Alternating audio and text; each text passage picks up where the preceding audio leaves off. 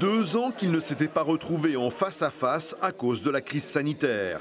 Dans cet hôtel parisien, une quinzaine de professionnels de Tahiti ont présenté mi-mars les atouts de la destination Polynésie aux voyagistes et tour opérateurs de l'Hexagone. Objectif, retrouver au plus vite la fréquentation touristique de 2019, avant le Covid, soit quelques 237 000 touristes. Bonne nouvelle pour le Fénoua, ces jours-ci déjà 62% de vente de billets en plus pour Papeete, ici en Hexagone par rapport à l'an passé. Beaucoup de voyants sont ouverts effectivement, puisque les 6 prochains mois, le nombre de billets réservés pour la Polynésie à partir de la France sont de 65% supérieurs à l'année dernière, et on est à simplement moins 5% par rapport aux années normales, donc 2019. Et on espère que l'année prochaine sera une année tout à fait normale.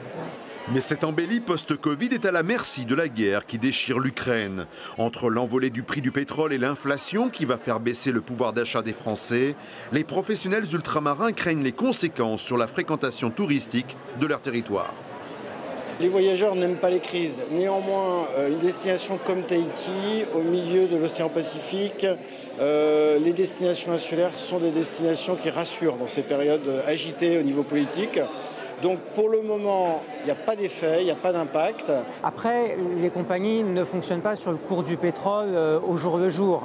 Elles ont des contrats, elles ont des engagements, donc le prix est fixé quand même pour une certaine période. Donc il ne va pas y avoir forcément un impact immédiat, mais qui peut se produire sur le long terme. En l'absence de boule de cristal, les professionnels d'outre-mer tablent sur l'éloignement de leur territoire pour attirer encore plus de Français de l'Hexagone en quête d'aventure et d'exotisme dans un environnement sanitaire et social stable.